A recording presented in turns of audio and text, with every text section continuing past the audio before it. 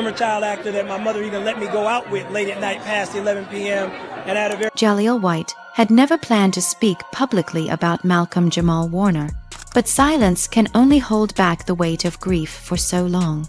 What began as a quiet bond between two former child stars became something deeper, a shared understanding, forged through decades of spotlight, stereotype, and struggle. Jaleel still remembers the very first time their paths crossed, not on a red carpet or at a press junket, but late one night when his mother finally allowed him to attend a teen industry event past 11 p.m. That night was never photographed, never recorded, but it marked the start of a friendship that would stretch silently across more than 3 decades. It was not built on appearances, but on survival. These were two black boys who had grown up under the relentless gaze of American television in the 1980s, hailed as icons before they were even men, and later forced to carry the burden of nostalgia long after the applause faded. Malcolm, born in 1970, and Jaleel, born 6 years later in 1976, each rose to fame on hit shows that became cultural landmarks. In 1984, Malcolm became Theo Huxtable on The Cosby Show, playing the clever, flawed, yet lovable son of a model black family. At just 14 years old, he became a fixture in over 200 episodes, embedding himself into the collective memory of a generation. Meanwhile, a 12-year-old Jaleel stumbled into stardom with a single guest role as Steve Urkel on Family Matters.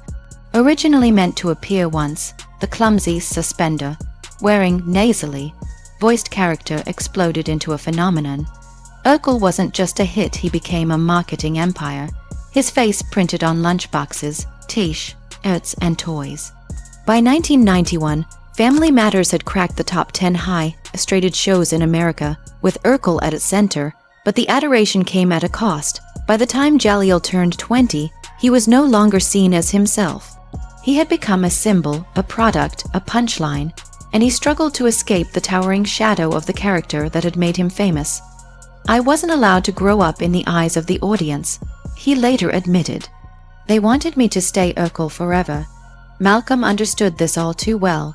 When The Cosby Show ended in 1992, he deliberately avoided sitcoms, shifting towards spoken word poetry, jazz, and behind-the-camera work. He even earned a Grammy nomination, but no matter how far he evolved, introductions always came back to one thing: Malcolm-Jamal Warner, Theo from The Cosby Show. That identity stuck like glue, a chain disguised as praise. In a journal later discovered after his passing, Malcolm wrote, "I used to wonder when people would stop seeing me through their own nostalgia." And in that single sentence, the weight of decades revealed itself. The world may have moved on, but it never let them change. Through those years, Jaleel and Malcolm kept in touch, not through collaborations or public friendships, but through private, late-night phone calls. No interviews, no headlines, just whispered conversations when the city was asleep, when the masks were off, when the pressure of pretending had finally eased. They shared what others could never understand, what it means to be a symbol too young, to be held to a version of yourself that no longer fits, to walk into a room and feel invisible behind the memory of someone else's laughter. "I wanted to quit so many times," Jaleel once said, "but Malcolm would always remind me, we weren't made to be Urkel and Theo forever. We were born to keep standing." That wasn't advice. It was a vow one they both kept even as the industry kept shutting doors.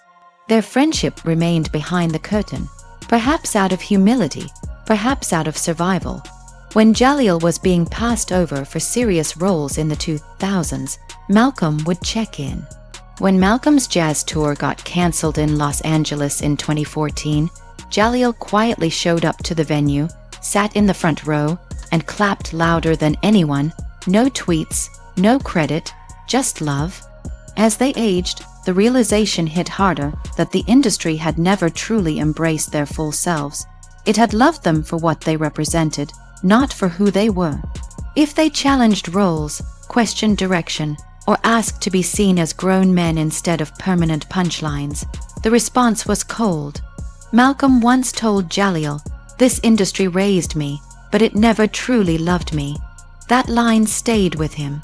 So when news of Malcolm's death came on July 20th, 2025, that he had drowned in a quiet ocean off the coast of Costa Rica, it shattered Jaleel in a way no one could see. He didn't just lose a friend. He lost the one person who had known the exact shape of the weight he carried.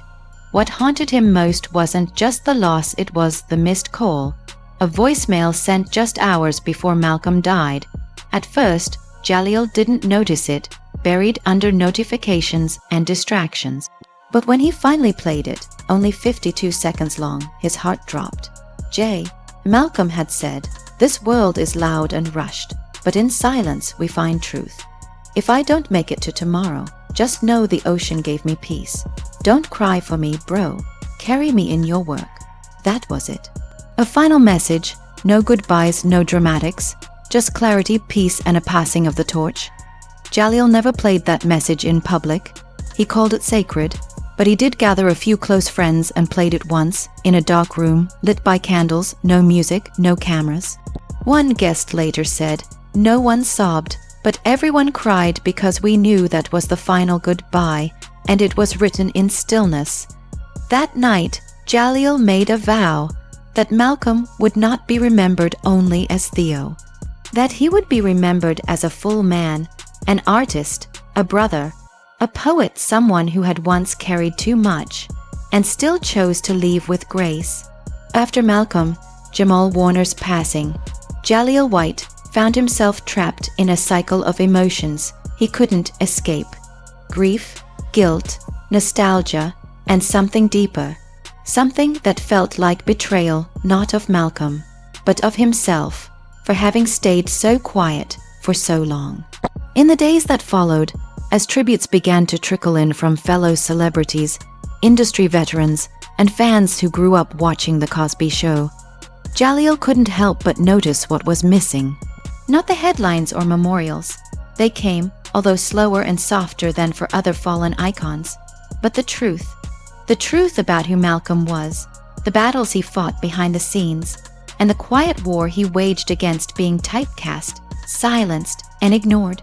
Jaleel had watched his friend age with dignity, but also with disappointment. Malcolm didn't chase clout. He didn't jump on trending topics or sign up for social media stunts. He was thoughtful, deliberate, and spiritual in a way that made some people uncomfortable.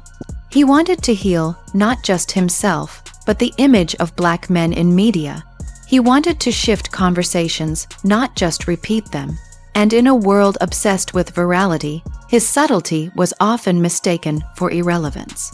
That was one of the things that bonded them, being misunderstood by the very system they once dominated. It wasn't just about being overlooked. It was about being purposely erased when you didn't play the game. Jaleel had seen it happen to Malcolm for years. Projects turned down, doors quietly closed, offers that never came. And yet, Malcolm never turned bitter. He remained rooted. Still, when the industry's reaction to Malcolm's death felt lukewarm, Jaleel couldn't stay silent. Not anymore. He wrote a long, emotional post, one he didn't publish. Instead, he recorded it as a voice memo. "You all loved him when he made you laugh." Jaleel said, his voice cracking, "But where were you when he spoke his truth? When he challenged the system? When he asked for nothing but the right to grow?" That memo was never released publicly, but it became the basis of a private eulogy Jaleel delivered at a closed memorial in Los Angeles. There were no reporters, no cameras, just about 20 people, all of whom had known Malcolm not as Theo, but as a complex man who carried his pain with grace. Jaleel stood at the front of the room, holding a single photo, Malcolm at age 17, smiling awkwardly on the set of The Cosby Show, dressed in a sweater his real-life mom had knit for him during one of the earliest seasons. "This was the boy who became our brother," Jaleel said, his hands shaking. "He gave this industry more than it ever gave back." The speech went on for 10 minutes, every sentence heavy with memories. He spoke of Malcolm's poetry, the kind he never shared publicly, but sent late at night via text, always with a disclaimer, "Don't judge the meter." He spoke of their shared isolation, of running into each other at auditions in their 30s where casting agents still asked them to read for roles written for teenage versions of themselves. He spoke of laughter too, of the time Malcolm tried to impress a date at a vegan restaurant and accidentally ate a dish with dairy, then spent the next hour lecturing the chef on the importance of clear labeling. He was serious but never self-serious, Jaleel said. He was firm but never cold, and most of all, he was present. After the memorial, several guests came up to Jaleel to thank him for saying what so many had felt but didn't know how to express. One woman, an older producer who had worked briefly with Malcolm on a forgotten indie film, held his hand and said, "We failed him, the industry failed him, and now it's trying to pretend it didn't." That sentence haunted Jaleel. It was too true, too sharp, too familiar. He had seen the pattern before. Black stars who broke ground, who gave everything to their craft, only to be reduced to nostalgia once the machine no longer found them useful. He thought of actors like Regina King, who spent years being overlooked despite her immense talent. He thought of child stars who vanished into silence because no one offered them room to evolve. He thought of himself. And then he thought of Malcolm, how he had endured it all with quiet dignity. But Jaleel didn't want dignity anymore. He wanted justice, not legal justice, not revenge, but recognition. He wanted people to stop pretending that Malcolm's life had been easy or smooth or perfect. He wanted people to acknowledge the cost of carrying a role like Theo for 40 years, the way it seeped into every interview, every opportunity, every expectation. You try living your whole life as someone else's idea of a good black boy, Jaleel said in a later conversation with a friend. It wears you down in ways you don't even see until it's too late. That line hit hard for those who heard it. Because it wasn't just about Malcolm. It was about all the young black boys who had to smile through pressure, who had to suppress rage to keep working, who had to be role models before they even understood who they were. Jaleel knew that now more than ever he had to speak up, so he reached out to a journalist, an old friend from college, who agreed to do a feature on Malcolm's legacy. But Jaleel had one condition: tell the truth, don't sugarcoat it, don't make him sound like a saint, make him sound like a survivor. The article ran 2 weeks later, titled "The Man Behind Theo, Remembering Malcolm-Jamal Warner." It was raw, tender, and unfiltered. It didn't shy away from the pain. It didn't hide the disappointment, and for once, it didn't reduce Malcolm to a character. It treated him like a man. When the article was published, the response was overwhelming. Fans shared stories of how The Cosby Show had shaped their childhoods. Fellow actors began speaking up, some for the first time, about how Malcolm had quietly mentored them behind the scenes. A director recalled how Malcolm refused to do a scene where his character yelled at a black woman, saying, "I've seen that too many times on screen. Let's write something else." A sound engineer remembered how Malcolm stayed late on set one night, helping him load equipment just because he looked tired. A casting assistant said she once asked him for advice on how to handle being the only black woman in the room. He told her, "Know your worth before they try to define it for you." These were the stories Jaleel wanted the world to hear. Not the reruns, not the memes, but the man, the mentor, the mirror. Someone who had carried the weight of representation without ever asking for applause. And someone who, even in his final days, chose peace over bitterness. That was the Malcolm Jaleel had known. That was the Malcolm the world was finally beginning to see. As the weeks passed after Malcolm-Jamal Warner's death, Jaleel White found himself returning again and again to one particular question. What would Malcolm have wanted people to remember? Not just about his career, but about his fight, his fire, his failures, and his faith. Because Malcolm wasn't interested in being remembered as perfect, he wanted to be remembered as real. That's what Jaleel kept hearing in the final voicemail, in the fragments of conversations they shared, in the things left unsaid. And so, while the world moved on to its next trending headline, Jaleel went inward. He reread old text messages, scrolled through forgotten emails, and found himself weeping at a 2-minute voice note from 2021, where Malcolm had described a dream he had of standing barefoot in a forest, whispering to trees. They talked back, he had said, laughing. "Can you believe that? Trees, Jay," they said. "Breathe, boy, just breathe." That was the kind of man Malcolm was, deep, poetic, at times eccentric, but always connected to something larger than the moment. He believed in spiritual grounding, in ancestral wisdom, in silence as a source of strength, and that made him strange to an industry addicted to noise. He wasn't built for clout wars, streaming battles, or cancel culture. He was built for depth, and in a world too shallow to appreciate that, he often went unseen, but Jaleel had seen him, and now he felt it was time the world did too. That's when he decided to gather a few close friends, fellow actors, musicians, and artists whose lives had quietly intersected with Malcolm's, for a private tribute night. It wasn't publicized, promoted, or recorded. Just 30 chairs in a dimly lit community theater in Pasadena. No stage, no microphones, just presence. Jaleel opened the evening with a simple sentence: "We are not here to remember a character, we're here to honor a man." Then he stepped aside. What followed was hours of raw, unfiltered love. A saxophonist played an unreleased jazz piece Malcolm had written in 2016, but never recorded. A poet read verses Malcolm had scrawled in a notebook left at a friend's apartment, one line repeating over and over: "You can't bury the light, even when the night wins." An actress shared how Malcolm once slipped her a handwritten note before her Broadway debut. It said, "Don't perform, be."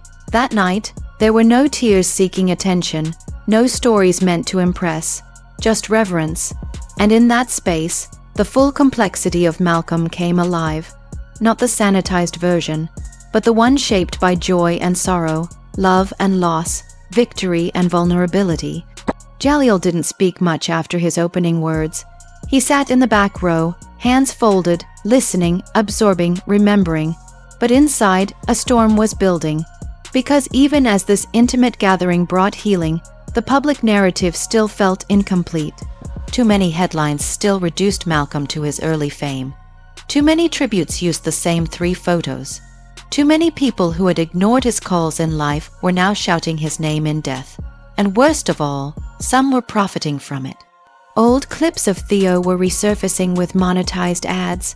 Commentators who never supported Malcolm's independent work were now using his name for clicks. It felt hollow, performative, wrong. Jaleel knew he couldn't stop all of it, but he could push back. That's when he wrote an open letter not to the industry, but to the fans. Titled "See Him Fully," it was published in an independent online journal and immediately went viral. In the letter, Jaleel spoke directly to those who had grown up with Malcolm's face in their living rooms. "If you loved Theo," he wrote, "then you owe Malcolm the respect of learning who he was when the cameras stopped rolling." He talked about the activist who marched quietly in 2020, not for press, but because he believed. He talked about the mentor who paid tuition for a young filmmaker without ever revealing his name.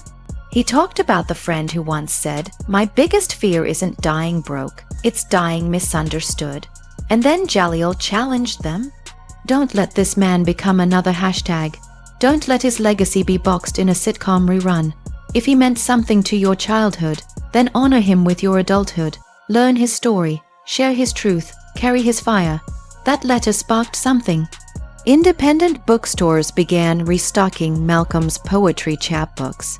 His podcast, Not All Hood, saw a surge in listens, especially the final 5 episodes, where he tackled everything from generational trauma to the commodification of Black identity. Fans created tribute pages, not just with images of Theo, but with quotes from Malcolm's essays, interviews, and stage performances. Slowly, the image of the man began to replace the shadow of the character. Jaleel watched it unfold with cautious hope. He knew it wouldn't undo the years of neglect, but it was a start. And for the first time since Malcolm's death, he felt a kind of peace, not because the grief had lessened, but because the truth had begun to rise. In the final days of that summer, Jaleel visited the beach where Malcolm had drowned. He went alone, carrying nothing but a small jar of sand from a place they once visited together during a press tour in 1990. He stood at the edge of the shore, let the waves wash over his shoes, and whispered, "You were never just Theo, bro. Never." Then he scattered the sand into the wind. It wasn't a dramatic gesture. There were no cameras. Just a man saying goodbye to another man who had given everything and asked for nothing. As he turned to leave, Jaleel smiled. Not the smile of a celebrity, but the smile of someone who had loved, lost, and finally learned how to let go. And somewhere in that silence, in the rhythm of the waves, in the echo of a life lived with purpose, it felt like Malcolm was smiling too.